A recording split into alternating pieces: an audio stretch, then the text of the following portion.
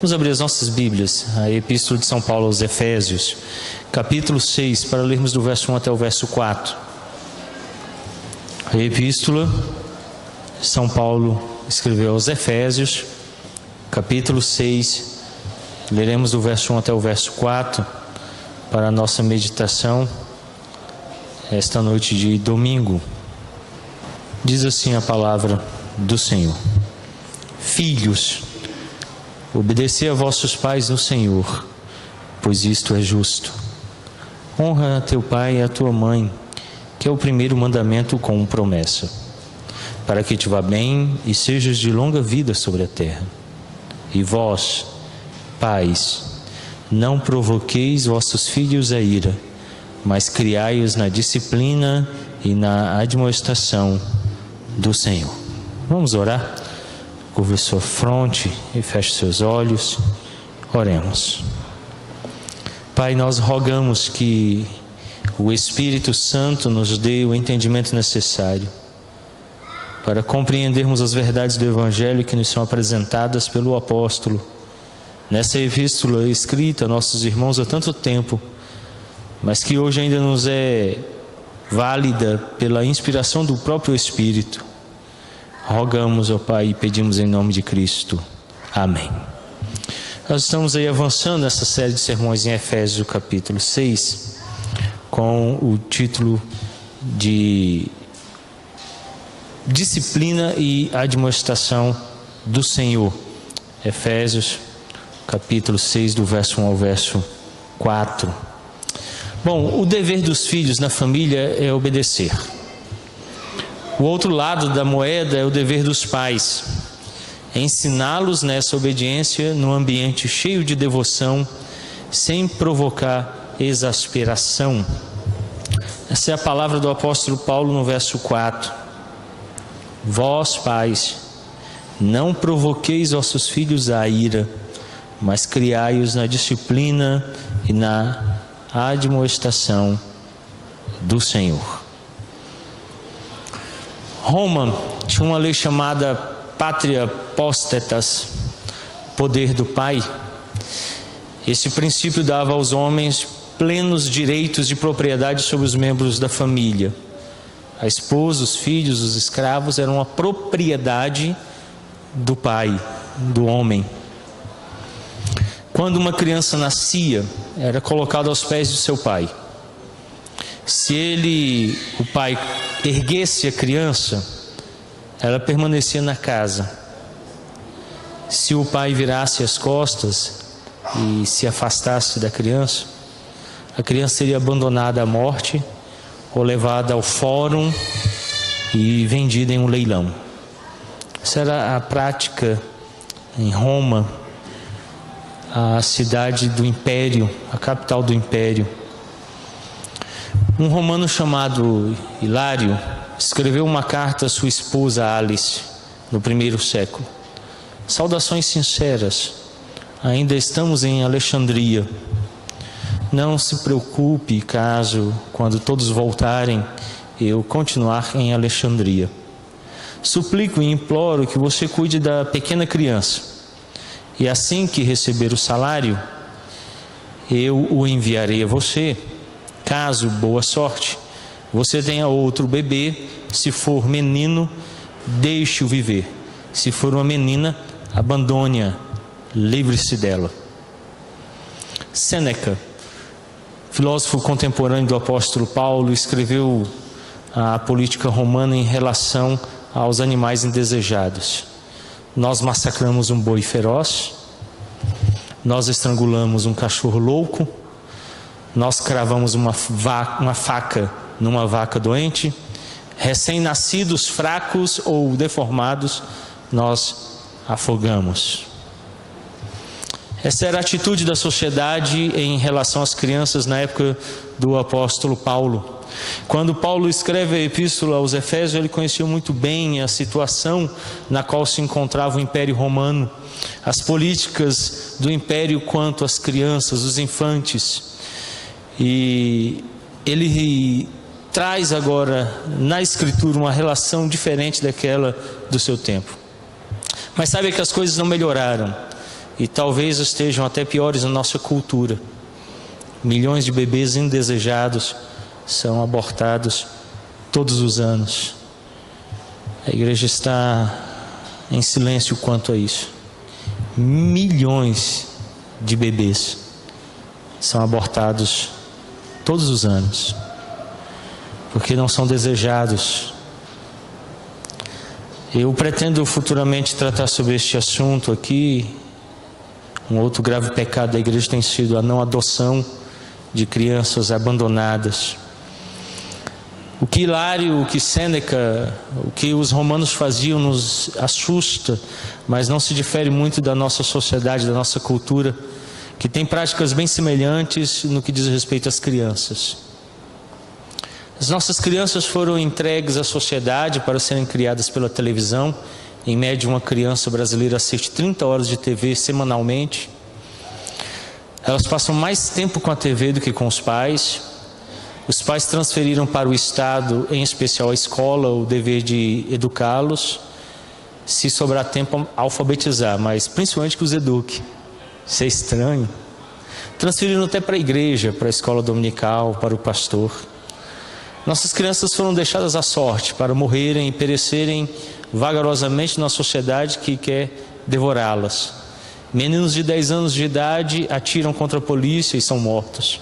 Meninas de 16 anos de idade já são mães e são estrupadas e abusadas por uma série de homens que são bandidos perversos.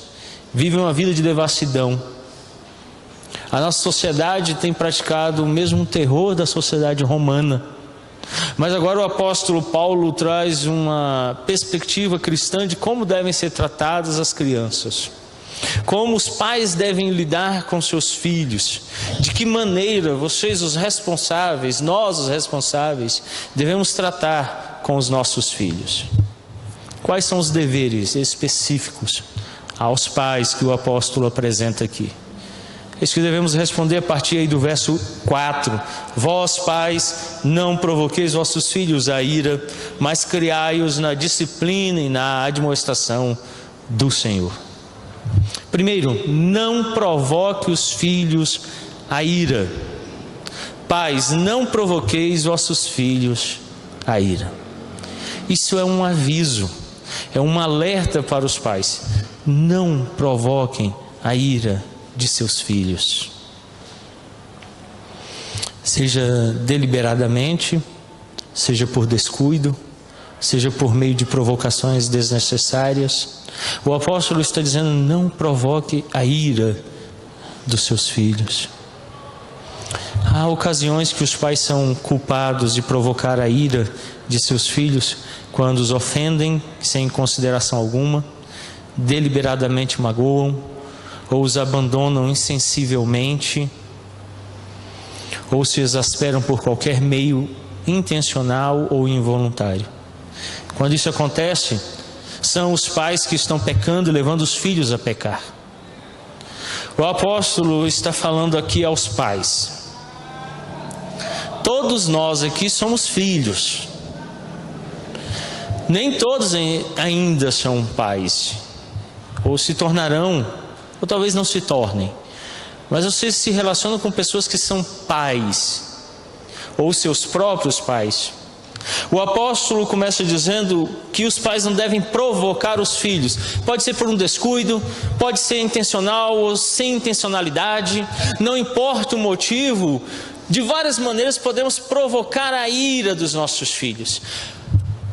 Daqui a pouco nós vamos ver o que é essa ira e como ela é provocada. Mas antes de entender o que é essa ira nos filhos e de como ela pode ser provocada, eu quero que você entenda que você não pode provocá-lo. Nós não precisaríamos entender nada mais se entendêssemos esse primeiro princípio: não os provoque. O grande problema é que somos pecadores, somos falhos, e facilmente, pela nossa condição em queda, conduzidos a provocar a ira deles. Daí então o apóstolo diz: olha, não provoquem, pais. E ele dá agora uma série de instruções a fim de compreendermos como isso procede, como isso deve ser feito. Lembre-se de que os nossos filhos têm o dever perante Deus de nos honrar. É o que fora dito nos versos 2 e 3. Os filhos devem honrar aos pais. Mas às vezes se torna muito difícil, pastor, cumprir o que Deus está me ordenando, honrar a meus pais, se eles me provocam de constante. Como eu vou cumprir o mandamento de Deus se eu não consigo fazê-lo por culpa deles? Assim, quando os pais provocam os filhos a ira, estão fazendo com que eles violem o 5º mandamento. Além de provocar a ira nos filhos, Paulo diz que se os filhos foram ordenados a viver pelo 5º mandamento em relação aos pais, toda vez que um pai impede o filho de cumprir o 5º mandamento, ele não só provoca a ira, quebrando a ordem do apóstolo, não os provoqueis a ira, mas também os impede de cumprir a lei de Deus. Duplamente culpados. Provocam a ira, que não deveriam fazer, e ainda impedem os filhos de honrá-los. Pais, não provoqueis a ira de vossos filhos. É muito comum nós ouvirmos sermões acerca das crianças. Às vezes algum pai traz pela orelha, segurando no braço: pastor, fala com essa criança. Não. Um dos primeiros atendimentos aqui na igreja foi uma criança de 10 anos, acho que na época ele tinha 8, ou talvez menos um pouco. Eu atendi, o pai e a mãe se queixavam da insubmissão dele. Marquei visita pastoral, fui até a casa. Mas às vezes o problema não está nele, às vezes está nos pais. Por isso Paulo chama os pais e fala aos pais. Ora, se você já é papai, se você já é mamãe, ou se você pretende tornar-se, guarde com você a instrução do apóstolo: não os provoqueis. Não provoque a ira dos seus filhos. A palavra grega traduzida por provocar é paragorgizo, que significa irritar ou enfurecer. Pode designar uma rebelião aberta ou referir-se a uma fúria interior ou a um tormento secreto latente. Então essa palavra ela pode designar essas 3 situações. Primeiro, uma rebelião aberta. Ele não quer mais ouvir, não atende mais, vive contrário. Ou referir-se a uma fúria interior. Ele vai guardando aquilo, ele vai interiorizando aquilo. Ele fica vermelho, mas conta até 10. Ou pode ser um tormento secreto, latente. Você consegue ver o sofrimento, as angústias, as dores, o medo nos olhos. Ele se treme quando vê os pais. Ele se sente angustiado em ouvir o nome, saber da presença.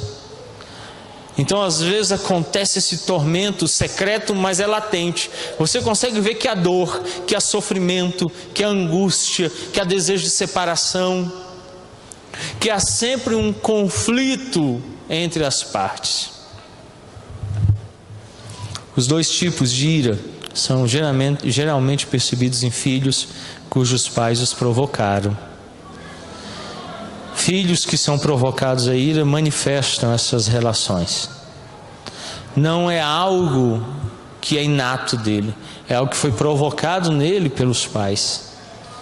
Paulo diz: pais, não provoque no filho de vocês isso.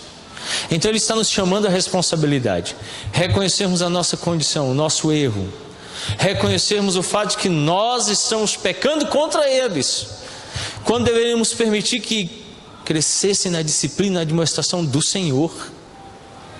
Estamos conduzindo-os muitas vezes na ira. Por isso, em segundo lugar, como os pais irritam os filhos. Em primeiro lugar, com a superproteção. Você provoca seus filhos a ira protegendo os demais, sufocando-os, jamais confiando neles. É uma diferença grande. Na minha época de criança, eu podia ir em todo lugar de bicicleta. A minha mãe conta desesperada o fato de que, indo ao Guará, certa vez, quando está dentro de uma lotação, olhou para o lado de fora e me viu de bicicleta passando a 40, 50 km por hora ao lado daquelas descidas da EPTG. E ela falou: meu Deus, é o Júnior ali. Eu não tinha mais do que 11 anos de idade, não. nós andávamos assim livres. Hoje nossos filhos são mais protegidos, há uma violência mais perceptível, é claro, mas não é só essa ideia de estar vigiando eles ali onde eles vão, com os perigos da rua, é a superproteção em todas as áreas. Há crianças que já se tornaram adolescentes e adolescentes que já são quase jovens, jovens que já são quase adultos, que ainda são carregados pelos papais e mamães para todo lugar, são impedidos de se relacionarem com outras pessoas. Claro que existe o cuidado de com quem eles estão falando, com quem estão andando, onde estão indo, mas eu quero dizer para você, papai, mamãe, que tem uma hora que você não vai mais conseguir vigiá-los, e que essa vigilância ela não pode ser algo simplesmente presencial, ela vai findar. Tem um momento que você não vai mais conseguir andar, não vai dar mais para estar do lado, eles vão ficar muito grandes, e a melhor vigilância é aquela que está no coração. É quando um filho, quando uma filha ouve a voz do pai, ouve a voz da mãe na consciência, ouve a voz deles no coração. Então não importa onde estejam, com quem estejam, ali se fará presente os pais. Então muito cuidado quando você os sufoca, os protege demasiadamente e não confia neles, não vê a possibilidade de que andem sozinhos, que se cheguem sozinhos a determinado lugar, que façam determinada tarefa. A confiança precisa ser crescente. Às vezes a super proteção impede que cresçam. É por isso que hoje nós temos homens que são meninos, mulheres que são meninas, incapazes de dar resoluções às questões da vida, medrosos, acanhados, dependentes, porque foram super protegidos, e isso de fato provoca a ira deles. Alguns pais estão sempre achando que eles estão mentindo, nunca lhes dando a oportunidade de desenvolver a independência. Parece que tudo que eles falam é mentira e sempre duvida do que eles estão falando, nunca acredita neles. Algumas vezes impede que eles se desenvolvam, tendo independência, que saiam, que façam. A minha irmã, que é depois de mim, certa feita, quando estava assim, já chegando na juventude, minha mãe pediu que ela fosse ao plano piloto pagar uma conta lá na W3, e ela então foi acompanhada por mim, minha mãe, até o centro Taguatinga. Nós morávamos ali nas primeiras ruas de Taguatinga Sul. Ela pegou o ônibus, foi W3 Sul e recebeu todas as instruções: desce em tal lugar e tal, e vai assim e paga a conta. Ela foi e voltou e desceu de novo no centro Taguatinga. E aí chegou em casa e falou: mas foi rápido. Ela: não, o ônibus foi e voltou para cá de novo. Aí nós ríamos muito. De fato o ônibus vai e volta. E ela foi e voltou para Taguatinga. E eu falei assim: mãe, eu acho que não vai dar certo. E nós instruímos de novo, ela foi uma segunda vez e conseguiu acertar. Minha mãe queria que eu fosse acompanhando. Eu falei: mãe, eu acho que se ela não aprender sozinha, eu não vou ficar dirigindo ninguém por aí. Então às vezes é preciso dessa independência. Eles vão errar, eles vão e vão voltar de novo. E nós não vamos poder ficar o resto da vida protegendo. Então às vezes você protege demais e isso ira o seu filho. Eu tenho certeza que um filho super protegido se sente à parte da sociedade, se sente diminuído, e ele se ira contra os pais, porque ele perde a oportunidade de crescer, ele perde a oportunidade de tornar-se independente, de ser autossuficiente. Essa conduta fará com que eles desenvolvam a sensação de estar asfixiados e derrotados. Eles se sentem assim. Crianças superprotegidas se sentem asfixiadas, sem espaço, sem liberdade. Em geral elas querem ter um canto bem isolado, onde elas não permitem a entrada de ninguém, o contato, nada do que lhes é íntimo é comunicado. Eles vivem no mundo aquém, fantasiando, porque não conseguem libertar-se. Tem a sensação de que foram derrotados, que perderam, de que os amigos estão à frente, de que ela não vai conseguir, que ela não é capaz, que ela não sabe responder a este tempo presente. Filhos superprotegidos de fato se tornaram derrotados, porque não cresceram, não saíram da barra da saia da mamãe, nem debaixo do braço do papai, e continuam sendo crianças pequenas, quando deveriam ter crescido, tornando-se capazes de responder a este tempo presente. Os filhos precisam de algum grau de liberdade e independência para poderem crescer, aprender e cometer os seus próprios erros.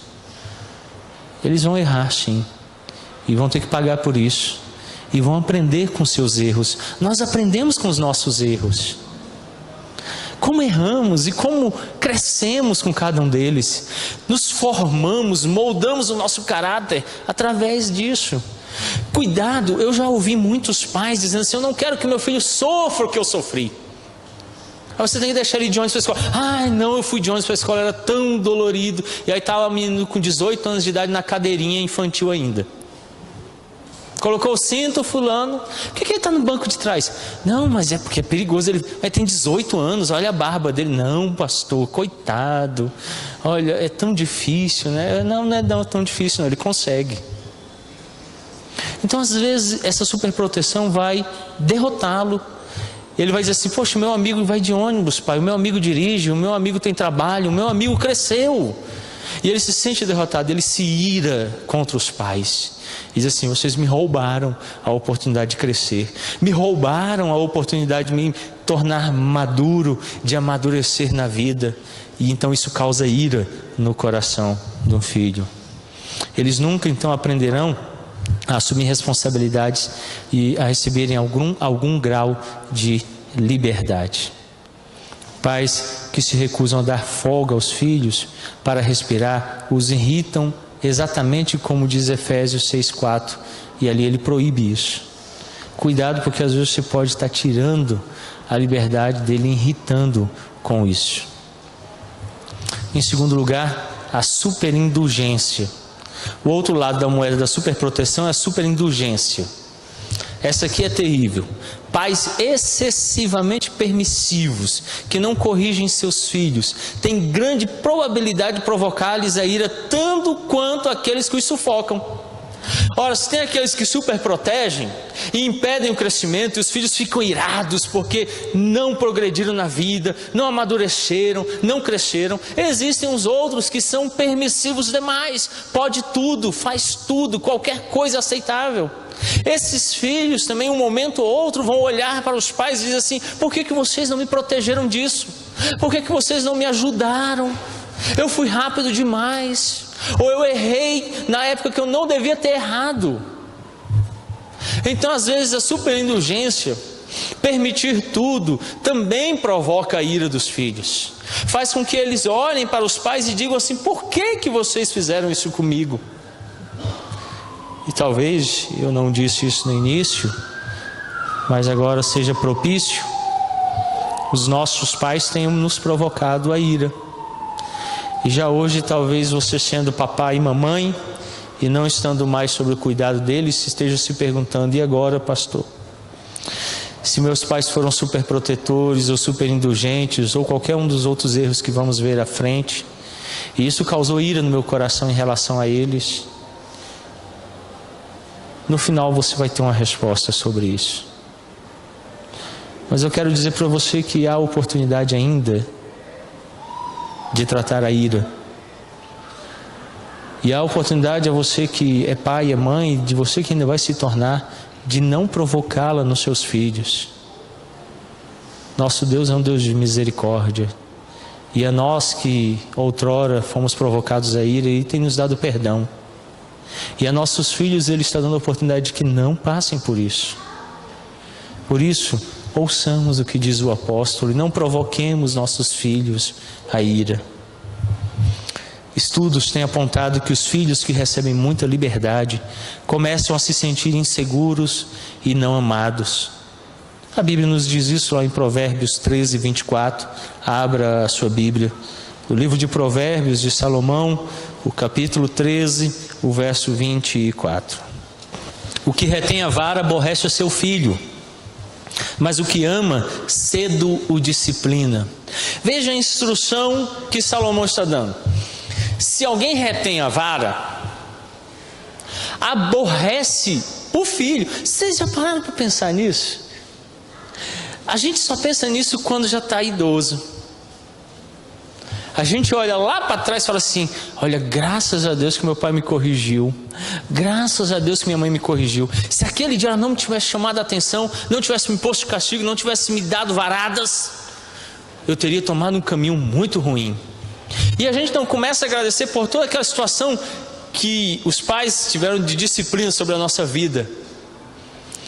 Provérbios já se adiante diz assim: o pai que retém a vara e não corrige o filho, aborrece o próprio filho.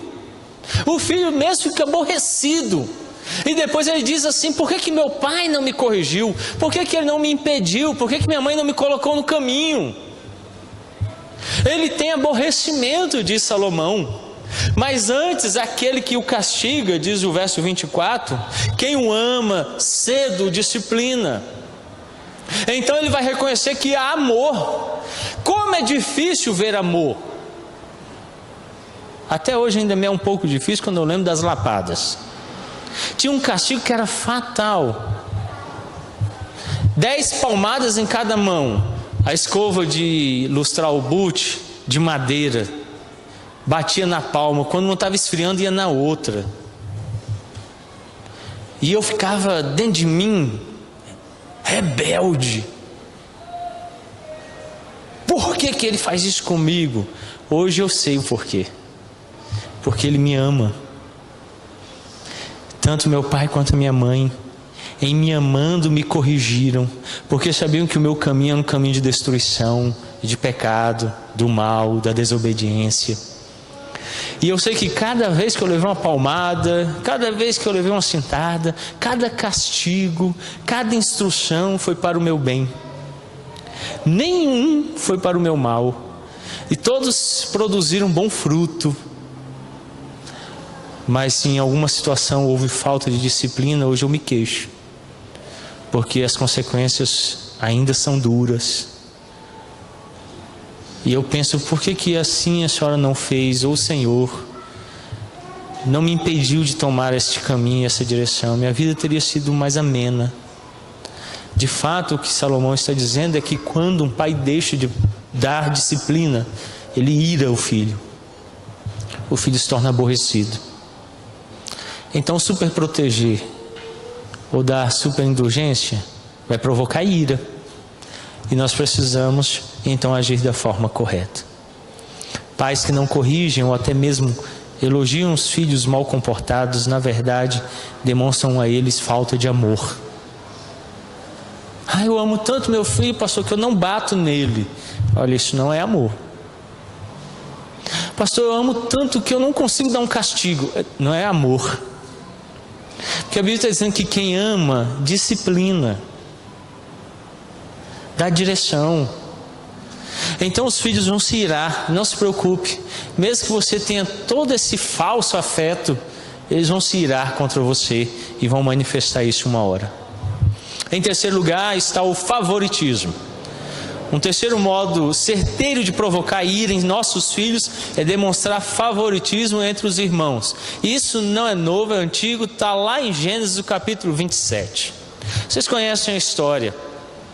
Isaac amava Jacó, Lia gostava de Esaú, e o pai era um negócio terrível. Ainda diz lá na Bíblia que ele gostava do filho só por causa da comida que o filho fazia. Vocês conhecem a história de como os irmãos se iraram, porque o mais novo ganhou uma veste talá, de cores, e até o deram por preço como escravo, por causa da ira do coração deles, e mentiram ao pai dizendo assim: ele morreu. São várias as histórias, como entre os filhos de Davi, que mataram uns aos outros, onde teve abuso sexual. Cuidado quando você dá favoritismo. Isso ira o coração dos filhos. Principalmente acontece por famílias geralmente maiores. Eu sei porque a minha são 4, não é tão grande, mas já é maior. E eu, primogênito, nascido primeiro e homem entre 3 mulheres.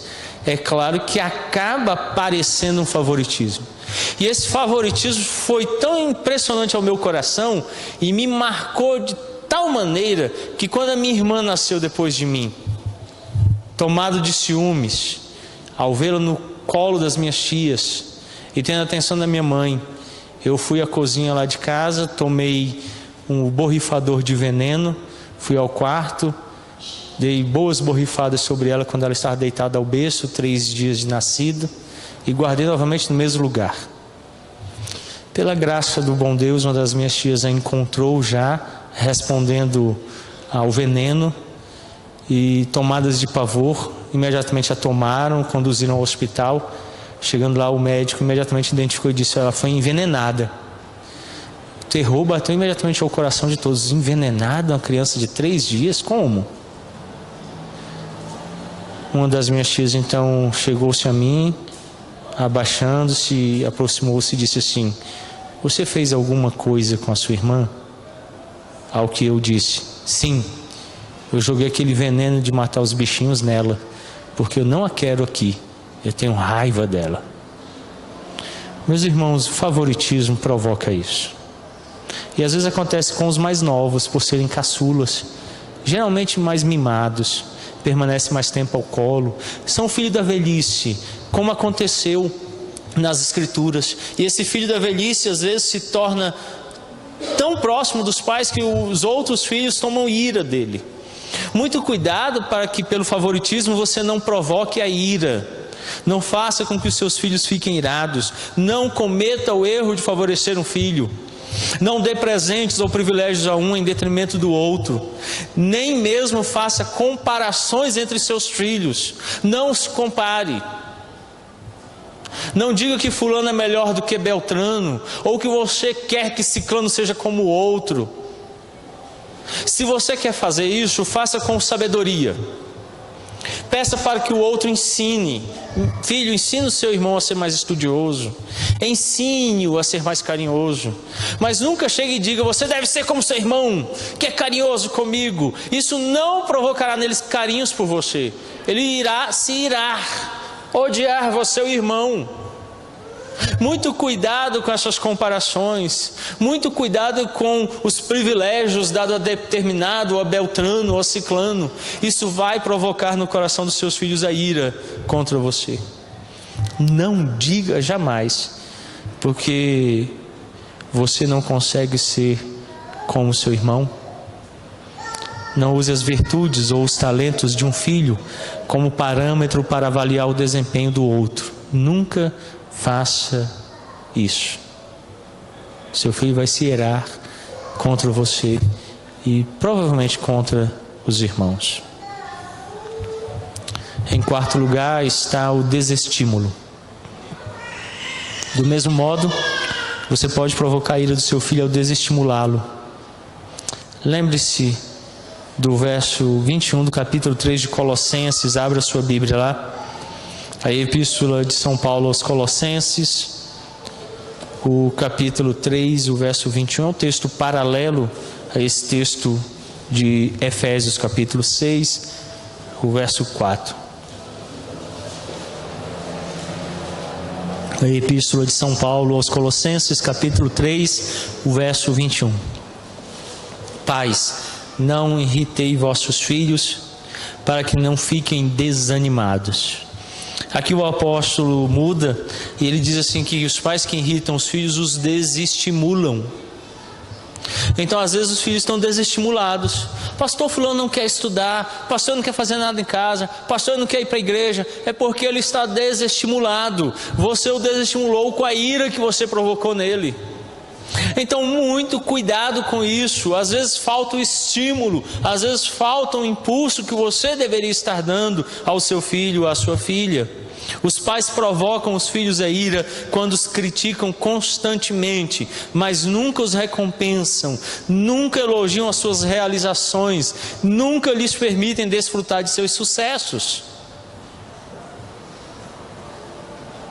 Quantas vezes a gente não ouve isso, né? Ah, é só trabalho.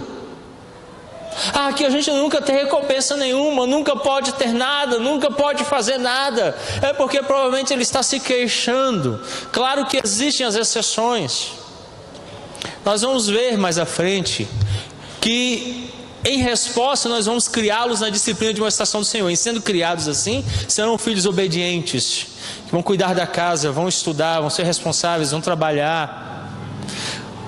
E nós precisamos tomar cuidado. Crianças são espertas, crianças são sábias por natureza. Então, no dia que um pai chega e fala assim: fulano, não pegue balas aqui, eu não quero que você coma mais balas. Ele vai ser tão sábio, mas tão sábio, que ele vai procurar a mãe e vai dizer assim: mamãe, eu posso pegar 2 ou 3 balas lá no pote? O golpe já foi dado, né? Ele já está condicionando a resposta. Eu posso pegar 2 ou 3? Não, pega só uma, fulano. Ora, ele sabe no coração dele que lhe foi proibido pegar qualquer bala, mas ele nunca chegará e dirá: eu posso pegar balas lá? Ele vai chegar e vai armar uma armadilha e vai dizer assim: eu posso pegar 2 ou 3? Se disser uma, eu já estou no lucro. Se contradizer, eu já tenho argumentos. Então, muito cuidado com as crianças, mas também muito cuidado para não desestimulá-las. Elogias quando acertarem, recompensas, dando-lhes prêmios, nunca com barganhas. Se fizer, eu te dou isso. Se fizer, você ganha aquilo. Porque eles aprendem a se prostituir. Lave a louça, porque eu estou mandando você lavar. Sou seu pai, você deve lavar. Você mora nessa casa e você também suja, você deve participar. Ora, se lavar e ficar bom, o serviço for feito com ordem, se for de bom grado, de coração e obediente, recompense-o. Que mal há nisso? Olha, eu estou dando para você uma bucha novinha, agora você vai poder lavar mais louças. Por que vocês estão rindo? É recompensa. Eu acho que as crianças não vão querer esse prêmio, né? Mas chega e fala assim: olha, amanhã você vai ficar à tarde de folga, seu irmão que desobedeceu vai lavar a louça no seu lugar. Então faça isso, e ele vai se sentir reconhecido. Fala assim: poxa, é agradável, é bom ouvir um elogio, saber que eu estou sendo reconhecido, que o que eu faço está sendo percebido. Afinal de contas, eles são gente e precisam disso. Portanto, este é o lado negativo das instruções de Paulo aos pais. Não exasperem seus filhos. Paulo está ordenando: não façam isso. Não os provoquem a ira. E qual o lado positivo? Criai-os na disciplina e na administração do Senhor. Efésios 6:4. Veremos isso no próximo domingo. Curva sua fronte, feche seus olhos, vamos falar com Deus. Pai querido, fomos provocados a ira muitas vezes pelos nossos pais, mas rogamos hoje, em nome do nosso Senhor Jesus Cristo, que toda raiz de amargura seja tratada pelo poder do Espírito Santo, que perdoemos aos nossos devedores, assim como somos perdoados em Cristo. Ó Deus, ajuda-nos a honrarmos os nossos pais, porque é um mandamento com promessa. Ajuda-nos, ó bondoso Deus, a considerá-los em máxima honra. Agora, ó Deus, rogamos por nós que somos pais. Tem misericórdia de nós. Bondoso Deus, nós muitas vezes provocamos nossos filhos a ira. Dar-nos sabedoria para não o fazermos. Mas se o fizemos, nós pedimos agora que o Senhor nos ajude a alcançar perdão diante de Ti e de nossos filhos. Dar-nos, ó Deus, que pelo poder do Espírito Santo seja sondado o nosso coração e a nossa mente, e se há algum caminho mau, mostra-nos, ó Senhor, a fim de que confessemos aos nossos filhos os nossos erros, e nos arrependamos, e experimentemos um novo nascimento, e que eles então tenham a ira deles aplacada, pela misericórdia de Deus, pela confissão do nosso pecado, e pelo nosso arrependimento, fazendo deles filhos que amem aos pais e que sirvam ao Senhor em novidade de vida. Ajuda-nos, ó bondoso Deus, dar-nos que ao próximo domingo possamos entender o lado positivo do que fala o apóstolo, para criarmos nossos filhos na disciplina e na admoestação do Senhor. É o que rogamos em o nome santo de Cristo Jesus. Amém.